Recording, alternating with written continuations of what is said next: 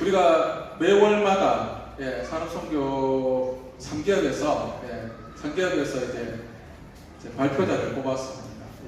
뭐 회고에 보셨지만은 장기 요양 기간의 개설 운영과 주교 개설에 관한 가능성에 대한 부분으로 우리 박상환 목사님 우리 나오실 때 박수 한번 치겠습니다.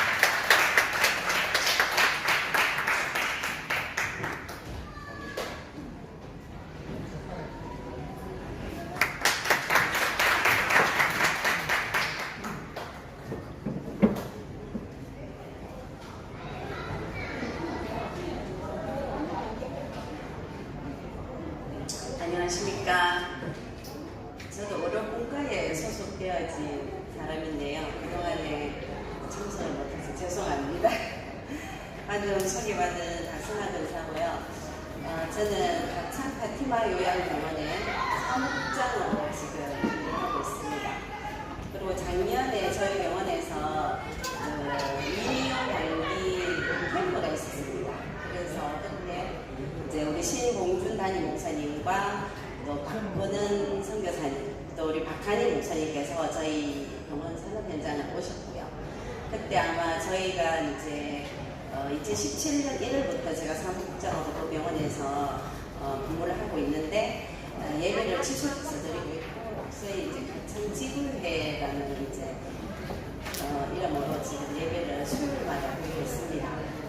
그래서 그때 박관희 목사님께서 아마 그 병원 쪽에 그 산업 현장을 보신 것 같습니다. 그래서 올 초에 저에게 발표를 좀 해달라 하시길래 제가 목사님, 저는 의료기관에 근무를 하고 장기요양 쪽에 근무하는 전문가가 아닌데 우리 교회에서도 장기요양 쪽에 근무하시는 전문가가 많으십니다. 그분들한테 부탁하시니 좋을 것 같다 했더니 아무래도 우리 박관희 목사님께서는 제가 근무했던 병원들이 다 예배를 지속하고 있습니다. 4군데 병원에 예배가 문이 열려져 있거든요. 그 부분을 보시고 아마 이제 우리 산업 현장에서 각 직장에서 지교가 이제 개설되었으면 어떻게 했는지, 또 이제 장기요양 기관을 개설하게 되면 아마도 이제 각 지역에서 지교계 하나씩 생기잖아요. 그 부분에 포커스를 맞춰서 아마 저에게 부탁을 하신 것 같아요. 그래서 제가 부족하지만 순종하는 마음으로 이 자리에 섰습니다. 그래서 제가 공부를 하면서 지교회를 이제 개설하게 된 동기라든지 지금 어떻게 예배를 드리고 있는지 잠깐 소개를 하고, 장기요양기관 개설 운영과 또 개설을 했을 때 지교회가 이제 개설되어지는 어떤 연관성이 있는 것을 잠깐 짚어보러 갑니다. 저는 지금 동부에 있는 동부허병원이 있습니다. 거기는 정신과병원인데요. 제가 거기 근무할 당시에 그쪽이 마가다락방 교회하고는 가깝습니다. 그래서 마가다락방 교회와 연계를 해서 지금 정신병동에 한 40명 정도 주일날 오후 4시에 예배를 드리고 있고요. 평일에도 수요일날 한 번 드리고 있고 해서 동부허병원에서는 한 주에 2번씩 예배가 이제 지속해서 드려지고 있고, 그 다음에 제가 이제 저는 요양병원이 이제 오픈을 하게 되면은 처음에는 환자분들이 많이 없으세요. 그러면 그 병원은 한 병원이 운영하는 데는 굉장한 경비가 많이 소요되거든요. 그래서 이제 저는 오픈병원에 이제 이렇게 스카우트 정제를 받고 가서 불배들을 채워드리고, 또 있으면 다른 오픈병원에서 또 요청이 오면 또 이직을 하면서 그렇게 또 가는 병마다 문을 열고 있는데요. 제가 이제 선요양병원이라고 경산에 가게 되었는데 그 병원의 병원장님은 경산중앙교회 장립 집사님이십니다. 그런데 그때도 이제 환자분이 16명밖에 없어서 이제 요청을 받아서 제가 한번 가봤는데 모든 시스템이 되어 있고 병원장님도 장립 집사님인데 예배가 없었어요.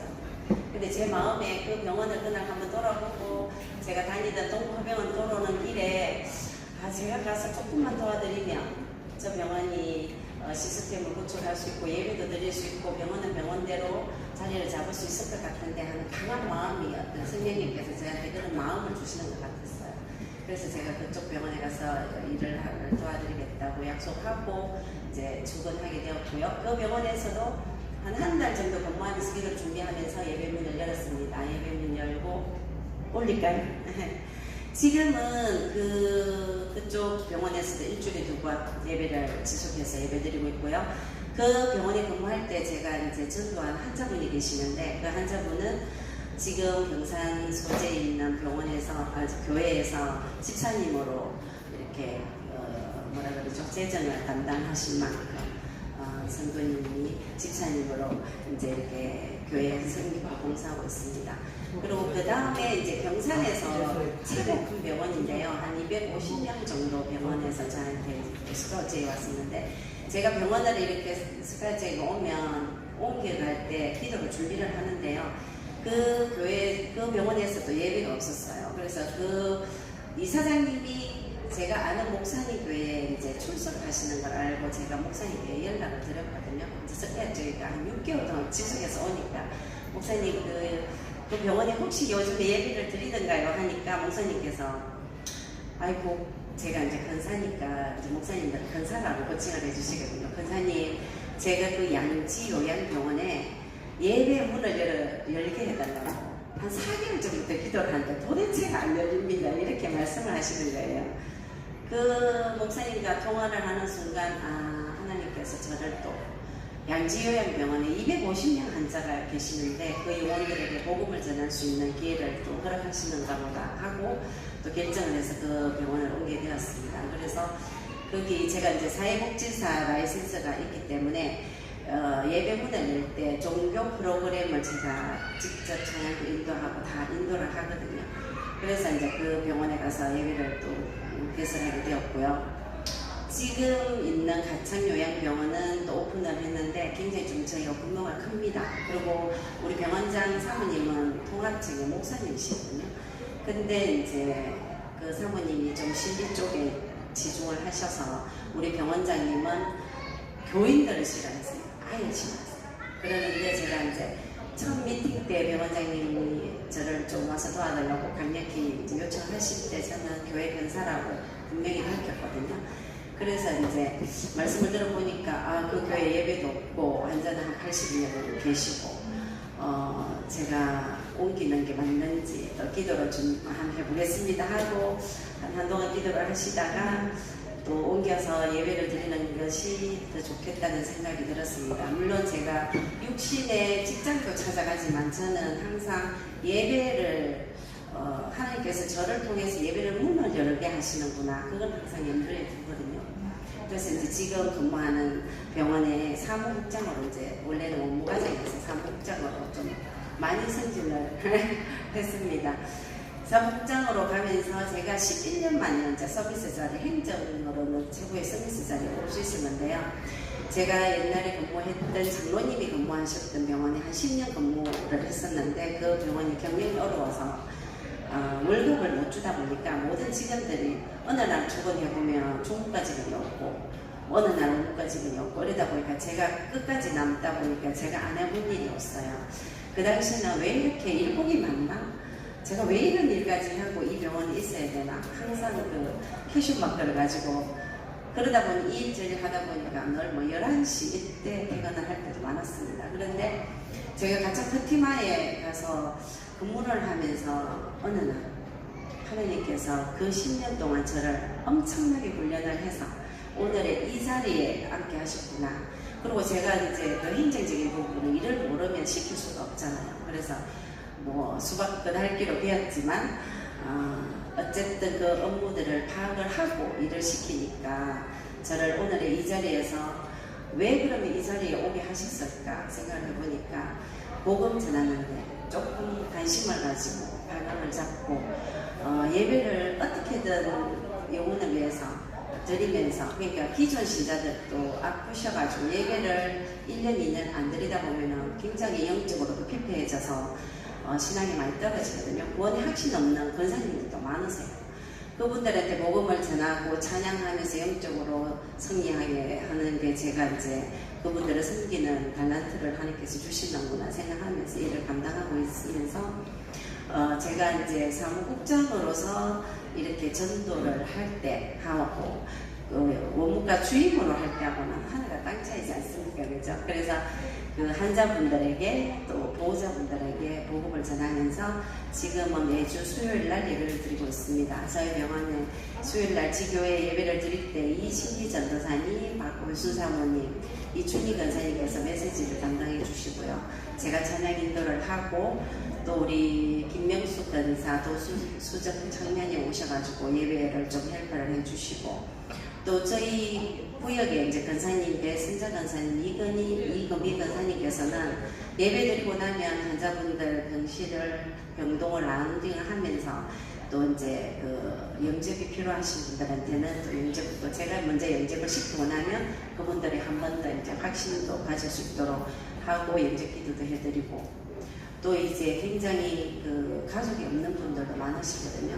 그런 분들은 찾아오시는 분들이 없으세요. 그런 분들 외롭고 힘들고 또 아프시고 그러니까 영적으로 육적으로 많이 이제 회피해 있는 어르신들에게 이제 복음도 전하면서 사랑도 전하고 또 예배드리면서 이제 이렇게 간식을 저희가 준비를 하거든요.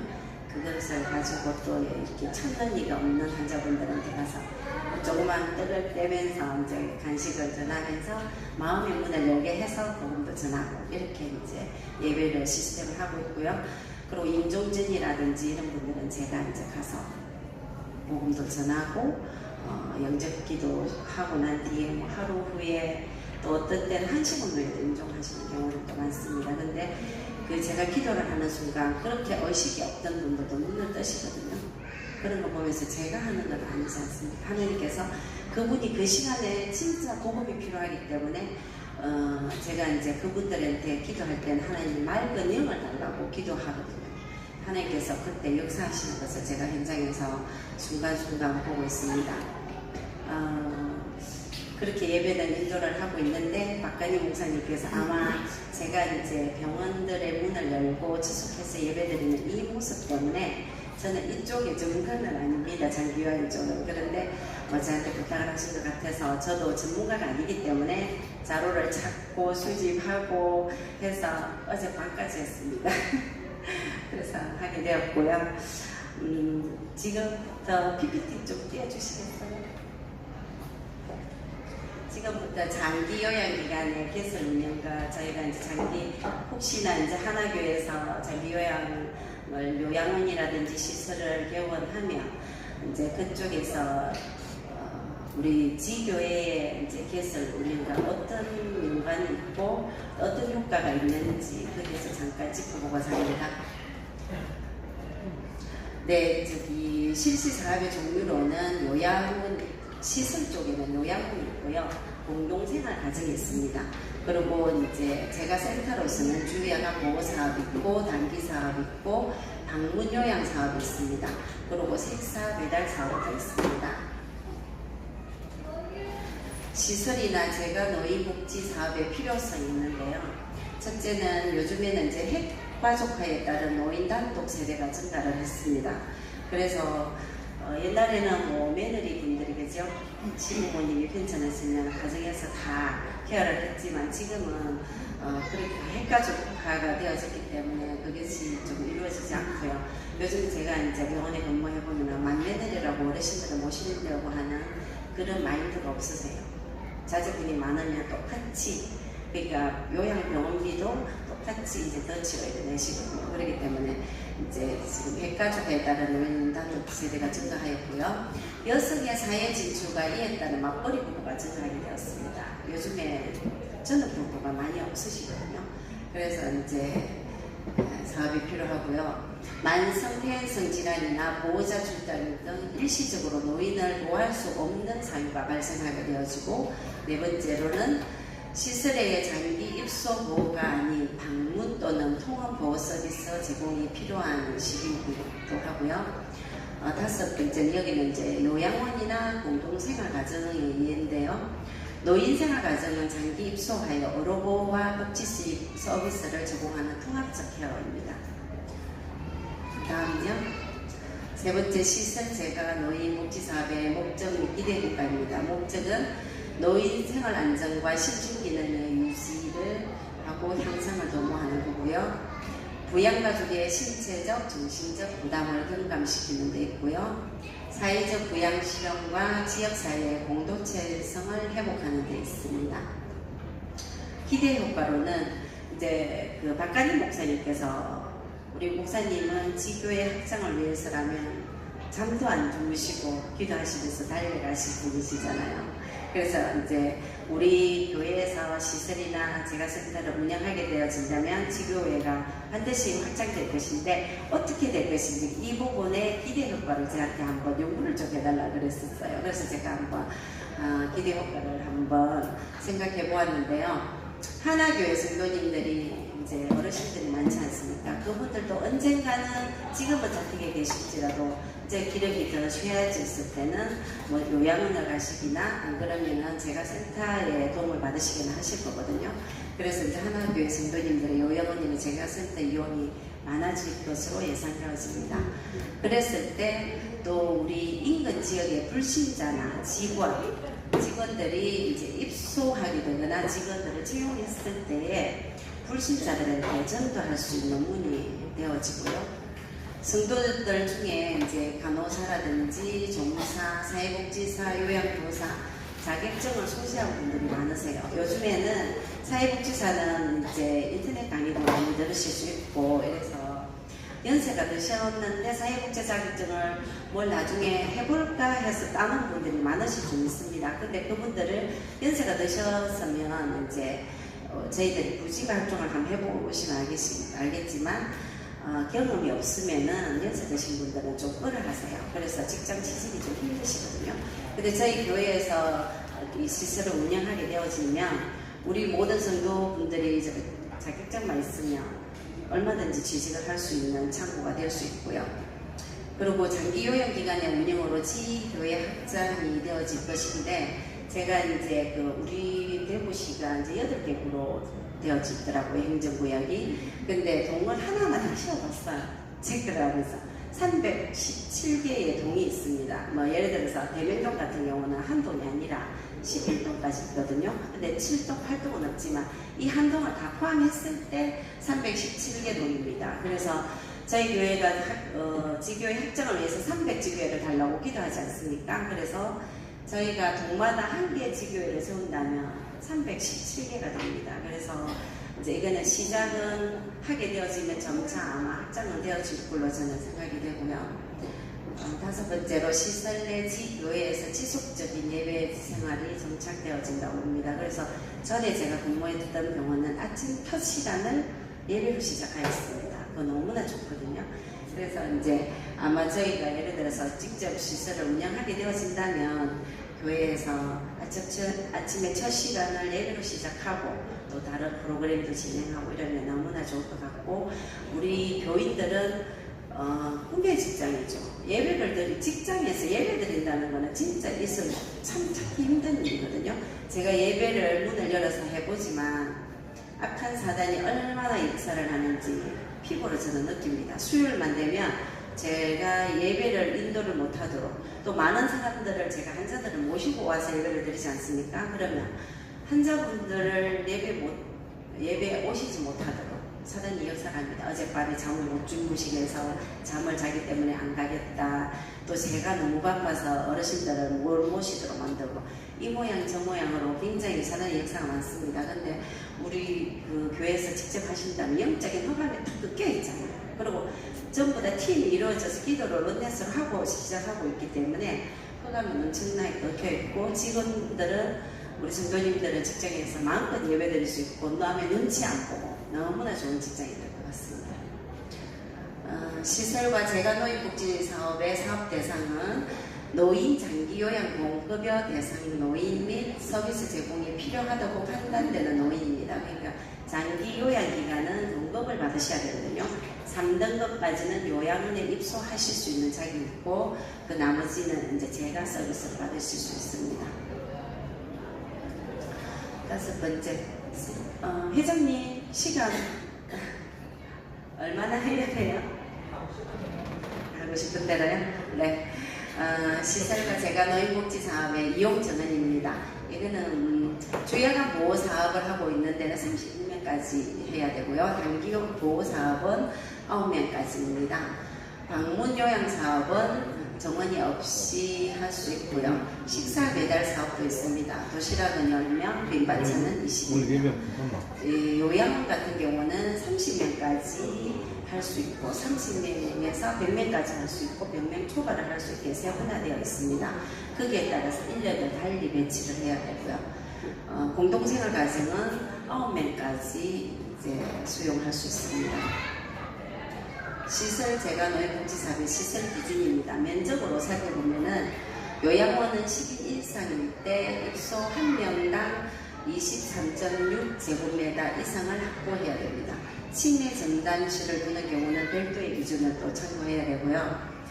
노인 공동 생활 가정은 9명 이하인데요. 여기에는 같은 이제 시설이지만 연면적이 조금 적게 확보해도 됩니다. 20.5제곱미터 이상 공간을 확보하면 됩니다.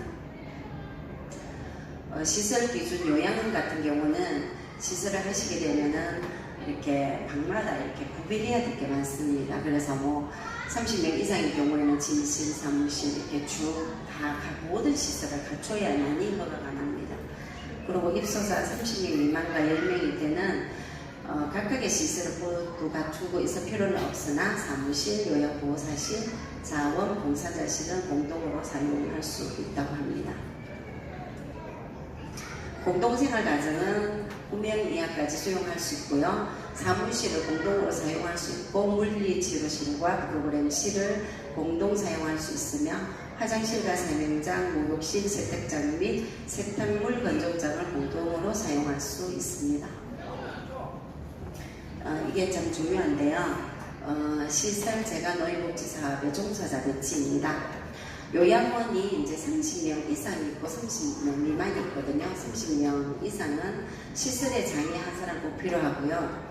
50명 이상일 때는 사무국장도 두어야 됩니다. 그리고 사회복지사는 30명 이상일 때 한 명이 계셔야 되는데 100명 초과 시에 한 명은 더 있어야 되죠.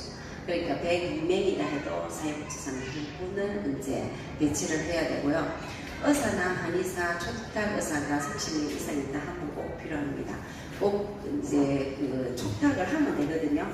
그러니까 뭐 다른 요양원이나 일반 병원, 요양원에서 일반 병원이나 요양병원의 의사분들한테 촉탁 의사를 맺으면 되거든요. MOU를 해서. 그리고 물리치료사나 작업치료사는 한 명 있어야 되는데 100명 초과 시에도 한 명이 초과가 되어지고요. 간호사 또는 조무사도 25명당 한 명이 있어야 됩니다. 요양보호사는 2.5명당 한 명입니다. 그러니까 예를 들어서 요양원에서 50명 환자를 입소해 계신다 하면 요양보호사가 20명 정도 필요합니다. 사무원은 50명 이상일 때 필요하고요. 영양사는 급식 기능이 50명 이상일 때는 영양사가 꼭 필요하다고 합니다. 조리원은 25명당 한 명, 50명 환자가 계시면 조리원이 2명을 꼭 비치해야 됩니다. 그리고 위생원은 한 명 있어야 되는데 100명 초과 시에 또 한 명이 필요하고요. 관리인은 50명 이상일 때 한 명은 꼭 배치를 해야 됩니다. 입소자가 이제 29명 있는 요양원에는 시설의 장이 한 명 있으면 되고 사무국장은 사회복지사 라이센스가 있으면 겸직을 할 수 있습니다. 촉탁 의사도 한 분 두셔야 되고요. 간호조무사도 이제 한 명만 있으면 됩니다. 요양보호사는 2.5명당 한 명, 이거는 똑같습니다. 그리고 조리원도 한 명 있어야 되고요.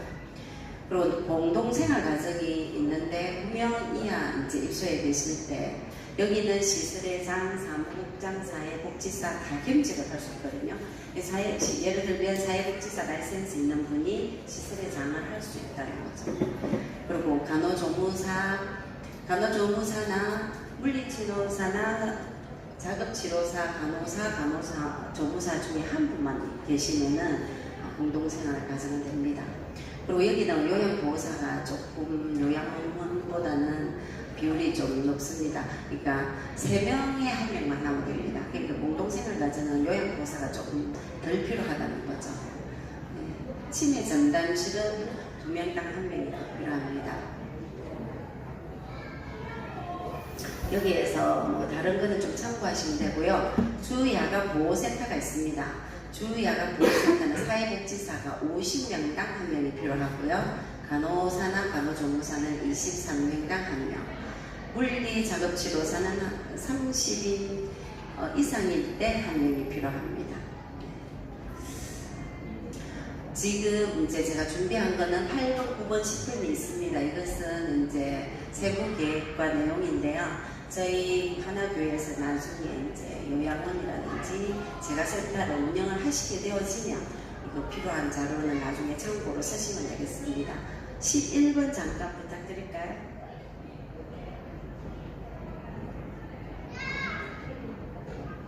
네, 이 사진은 저희가 5월 8일 날 어버이날이 수요일 날 예배하고 같은 날이어서 가슴에 카네이션을 달아드리고 이제 예배드리는 모습입니다. 그날은 이춘희 권사님 오셔서 메시지 전하는 모습이거든요. 이렇게 저희는 이제 수요일마다 환자분들을 모시고 예배를 드리고 있습니다. 그래서 이제 박간희 목사님의 소망은 저희 교회에서도 요양원이라든지 제가센터를 많이 운영해서 지교회가 많이 확장되어지기를 소망하는 마음에서 부족한 저를 오늘 발표를 해달라고 요청을 하셨던 것 같습니다. 이상으로 발표를 마치겠습니다.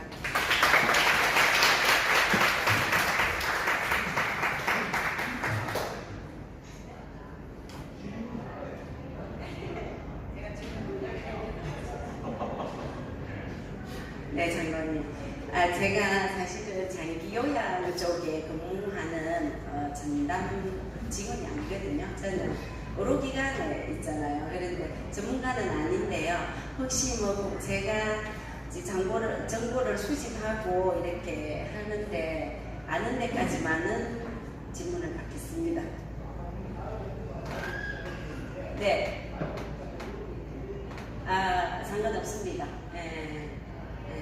근데 사회복지사 1급 라이센스를 따신 분은 요양원에 공부 잘 안 하십니다. 왜냐하면 페이 자체가 좀 그분들이 높거든요. 그분들은 이제 복지센터라든지 이제 그쪽에 공부 많이 하시죠. 다른 거 질문 있으신 분? 네, 이상으로 마치겠습니다.